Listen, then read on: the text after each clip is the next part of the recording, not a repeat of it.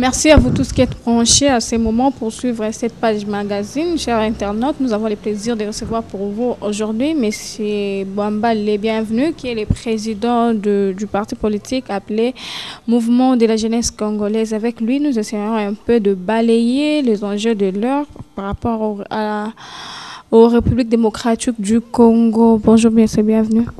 Bonjour, madame. Monsieur, bienvenue. Nous n'avons pas assez vraiment de temps, mais nous allons tout droit au but. L'important est que les opposants, ça fait presque un mois, ils étaient à Bruxelles, au conclave. Là, ils ont pris des résolutions. Maintenant, comme vous êtes le président de la jeunesse, nous voulons savoir par rapport à ces résolutions, où est la place de la jeunesse congolaise?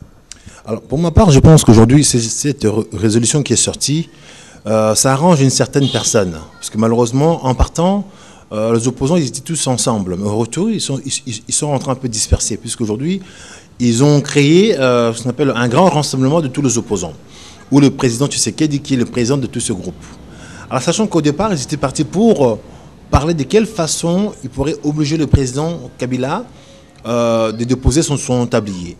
Mais ce qui était sorti dans ces résolutions, c'était que le 19 décembre, le président Kabila puisse poser son tablier, et qu'il y a transition par le président du Sénat pour le respect de la Constitution.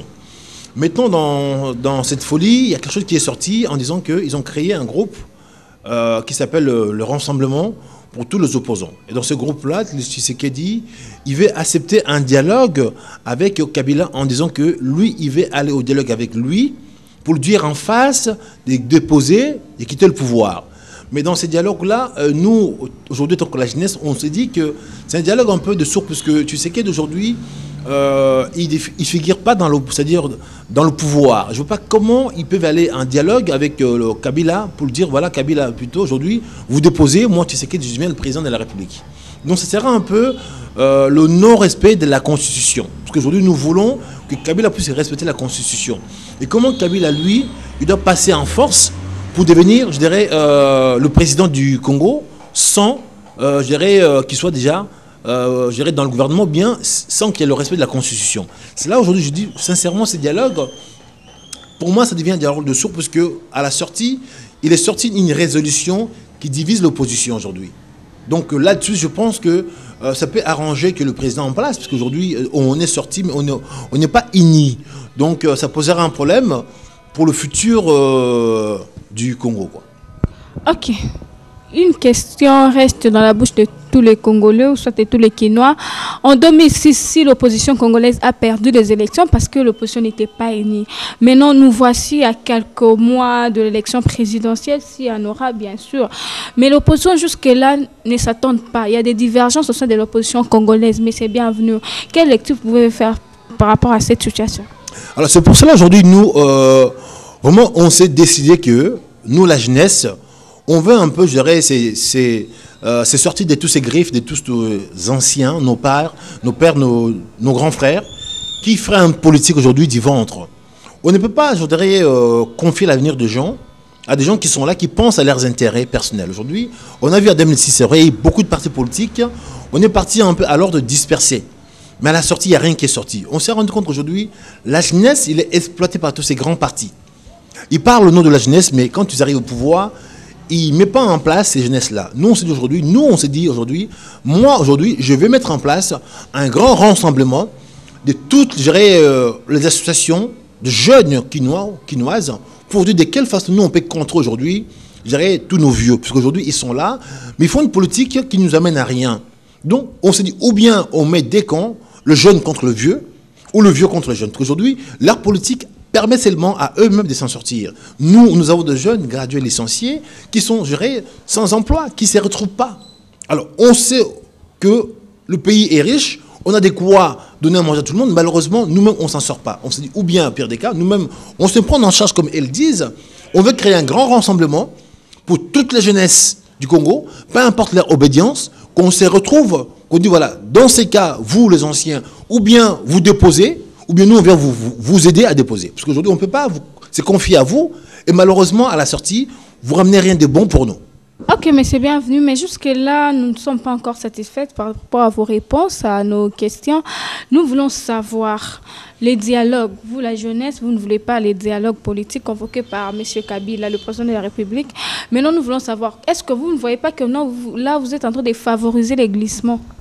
Non, mais le dialogue du président, il est dans le sens de son glissement. Parce qu'aujourd'hui, le président en place, il est rentré en 2001. 2001-2016, aujourd'hui, il a 15 ans de pouvoir. Comment, pendant tous ces temps, il n'a pas pensé à préparer son, voire même son dauphin, ou bien à préparer la transition, ou bien le relève. Maintenant, il commence, soi-disant, l'enrôlement. Sachant qu'aujourd'hui, le Congo a 26 provinces. Alors, imaginez-vous, c'est dans chaque province, ça prend au moins 2 mois d'enrôlement. Ça veut dire que nous allons se retrouver avec 26 mois d'enrôlement. Donc ça veut dire qu'automatiquement, son glissement, il a déjà obtenu. Donc il pourra rester à la tête du pays, malgré ce mandat est terminé, pendant encore 2 ans et demi, pour ces glissements-là, et par après, faire l'élection contre lui, il voudra le faire. Parce que malheureusement, aujourd'hui, l'opposition, nous-mêmes, les anciens qui sont là, ils ont accepté cela. Nous, aujourd'hui, nous venons d'arriver. On n'a pas de gros moyens pour contrer ces messieurs. Donc, aujourd'hui, la seule chose que nous avons aujourd'hui, que la jeunesse, c'est mettre ensemble pour dire non au 3e mandat du président, non au glissement, non à ces dialogues qui favorisent aujourd'hui son glissement. Mais il y a quelques jours, passé ou quelques mois, la maire même des porte-parole du gouvernement, il a dit que nulle part dans la Constitution, il notait que le 19 ou le 16 décembre, M. Kabila doit laisser sa place, ou soit son fauteuil pour une autre personne. Et puis la CENI aussi a confirmé qu'il faudra encore 16 mois, si je ne me trompe pas, pour qu'il fasse réaliser les élections en République démocratique du Congo. Mais c'est bienvenu. Devant toute cette situation, vous étant que leader de la jeunesse, qu'est-ce qui peut être votre pensée? Alors moi, je reviens à dire que c'est la mauvaise gouvernance. Le président, il a eu 15 années de pouvoir. Donc, il pourrait préparer son relève. Malheureusement, il a oublié, il a fait sciemment de ne pas préparer. Puisque, comment voulez-vous, vous êtes locataire dans une maison, vous avez signé un bail de 369, votre bail arrive à la fin, vous dites, voilà monsieur, pour le moment, je passe votre maison, je ne peux pas sortir. Donc, c'est la mauvaise foi. Donc, le président n'a pas voulu réellement déposer son tablier. Il a fait sciemment de glisser, de ne pas préparer les élections. Aujourd'hui, la CENI a commencé en disant que on était prêt à faire les élections. D'un moment à l'autre, elle dit voilà, de toute façon, maintenant, ils sont incapables de faire les élections en 2016. Pour des raisons X. En même temps aussi, on voit la Cour constitutionnelle qui pose le président en force avec l'article 70 en disant que le président reste en place jusqu'aux prochaines élections d'un président élu. Sachant qu'aujourd'hui, si la CENI est confisquée, comment voulez-vous prétendre l'élection? Parce qu'on ne sait pas quand, dans combien de temps qui sera là. Donc, automatiquement, son glissement, il a eu sur beaucoup de mécanismes. Entre la CENI, entre les glissements. Donc, automatiquement, son glissement, il a déjà. Donc, même si nous parlons aujourd'hui, le président en place, il restera là. Puisqu'aujourd'hui, l'enrôlement, ça commence à peine. On a 26 provinces, donc ça veut dire qu'il faut peut-être 26 mois. Donc, 2 ans de plus. Seconde, la CENI n'a pas le moyen. Comment voulez-vous faire les élections s'il n'y a pas le moyen? Alors, qui donne l'argent? C'est lui qui bloque un peu. Donc, du coup, son glissement, il a reçu. Donc, nous, aujourd'hui, nous sommes un peu devant fait accompli. Donc, nous a mis un peu de dos. On va avoir un président à la tête du pays qui est là sans mandat, mais puisqu'il va être là, il va être là. Vraiment, c'est médiocre, c'est malhonnête. Vous savez, moi, je pense qu'on a reçu l'indépendance par le biais des sangs de la jeunesse de ce pays. Mais malheureusement, cette jeunesse aujourd'hui, il ne se retrouve pas. On a eu 32 ans de pouvoir avec Mobutu. Malgré ce qui s'est passé, Mobutu, il y avait ses défauts et ses côtés aussi qui étaient positifs. Mais pendant ces 32 ans de Mobutu, il y avait la dictature, mais au Congo, il n'y avait pas la guerre. Il y avait la sécurité. On n'avait pas des gens, coupés, tués à la machette à l'est du pays. On avait nos fonctionnaires qui étaient payés. On avait des écoles qui étaient payées. Nos enfants, ils étaient à l'école. On n'avait pas ces phénomènes de clown aujourd'hui. Mais aujourd'hui, 32 ans après, nous avons vu de libérateurs qui sont venus nous libérer de la dictature de Mobutu, soi-disant. Aujourd'hui, c'est eux-là même qui devaient nous libérer, qui deviennent nos oppresseurs.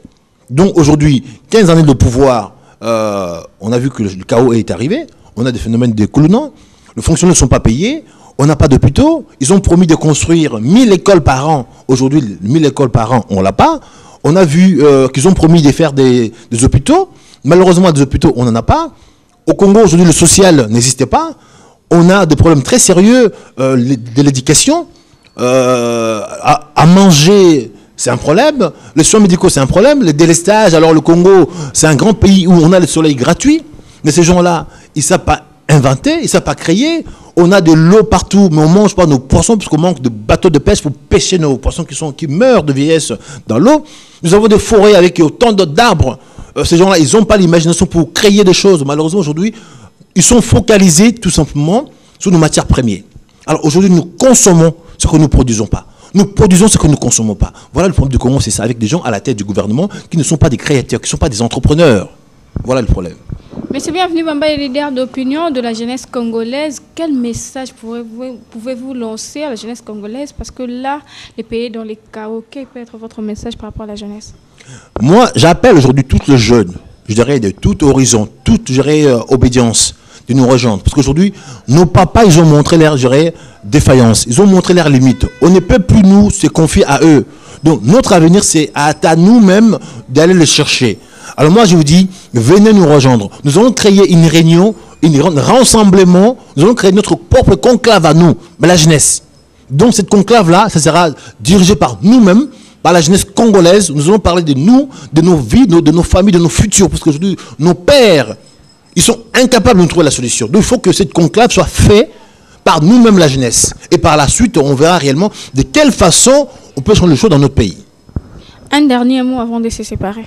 Donc ces conclaves, aujourd'hui, nous allons les lancer. Je pense que d'ici la fin du mois de juillet, puisque là, c'est les vacances, on attend aussi que tous les gens de l'étranger qui viennent, je dirais, par les vacances, donc dans le mois de juillet, on sait la conclave de la jeunesse. Parce que vérité, qu'est-ce qu'on fait pour notre pays? Parce qu'on ne peut plus compter sur nos pères, parce qu'aujourd'hui, ils sont incapables de nous trouver la solution.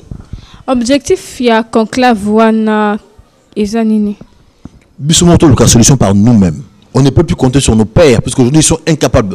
Ils partent en conclave, ils sortent divisés. Donc nous, la jeunesse, on se prend en main nous-mêmes. On va créer notre nouveau conclave, et ceux qui vont sortir, on dira à Kabila, ce qui est sorti. Croyez-vous que la jeunesse seule peut s'en sortir dans cette impasse? Sans la jeunesse, le Congo n'existera pas. Sans le vieux aussi, la jeunesse ne fera rien. Mais les vieux, ils vont aller à la retraite bientôt. On va les aider d'aller à la retraite. Merci bien, messieurs, bienvenue Bamba. Le plaisir a été pour nous de vous recevoir aujourd'hui, chers téléspectateurs. Le rendez-vous est prêt prochainement. Au revoir.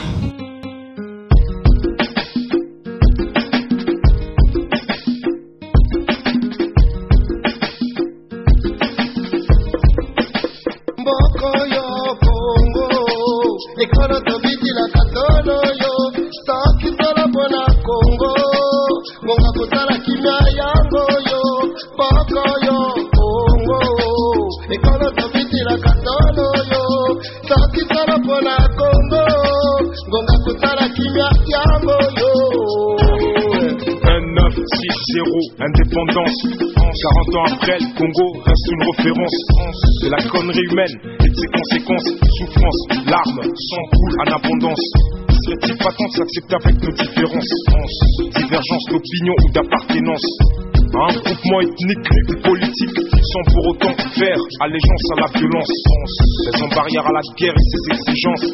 Valorisons l'homme et son entourage, la flore et la faune, d'où dépend de notre existence, réclame de notre part une réelle vigilance. La guerre nous a détruits dans tous les sens, accepter la paix, relève du bon sens.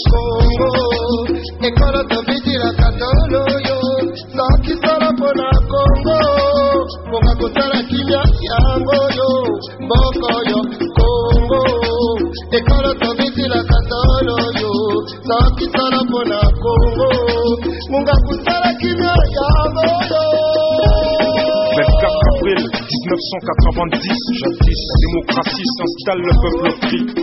Joie, assurance d'une meilleure vie, d'un futur où le Congo sera rapide. Oublie que le développement est un défi.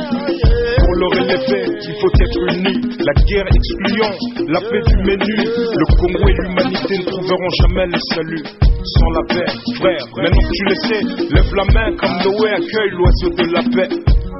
La guerre a failli. Bonjour monsieur, bienvenue Bambali. Oui, bonjour monsieur le journaliste. Oui, je vous connais en tant que président national du mouvement de la jeunesse pour le changement, mais dans les médias, je vous vois devant les partis courants du futur. Qu'est-ce que vous êtes venu faire ici? Nous sommes venus déposer des invitations pour ces partis politiques qui font partie de l'opposition. Nous invitons à ce jour les jeunes de tout le courant de ces régions dans nous, parce que nous mettrons en place un conclave. Vous parlez réellement du Congo, puisque aujourd'hui le Congo ils vivent des situations qui sont un peu dramatiques. Nous voulons que la jeunesse qui se sente concernée ou préoccupée par rapport à cela. Dans ces conclaves, donc, il y aura 3 sujets à débattre. Il y aura le dialogue, ils ne sont pas les chefs de l'État, le conclave du Bruxelles et le respect de la Constitution. Et dans tout ça, la place de la jeunesse, voir réellement comment nous on peut se retrouver sans toutes ces choses qui sont en cours.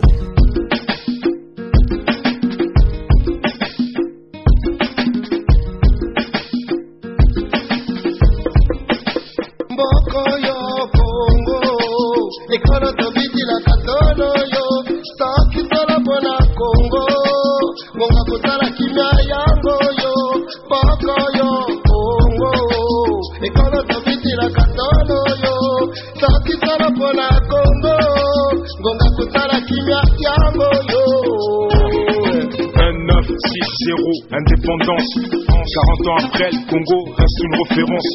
C'est la connerie humaine et de ses conséquences. Souffrance, larmes, sang coule en abondance. Serait-il pas temps de s'accepter avec nos différences? Divergence d'opinion ou d'appartenance à un groupement ethnique ou politique, sans pour autant faire allégeance à la violence. Faisons barrière à la guerre et ses exigences, valorisant l'homme et son entourage, la flore et la faune, d'où dépend de notre existence, réclame de notre part une réelle vigilance. La guerre nous a détruits dans tous les sens, accepter la paix, relève du bon sens.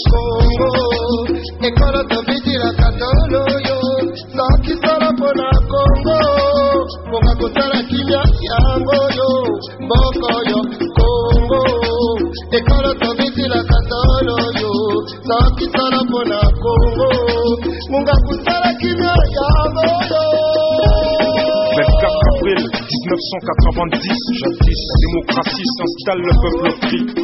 Joie, assurance d'une meilleure vie, d'un futur où le Congo sera rapide. Oublie que le développement est un défi. Pour le relever, il faut être unis. La guerre excluant, la paix du menu. Le Congo et l'humanité ne trouveront jamais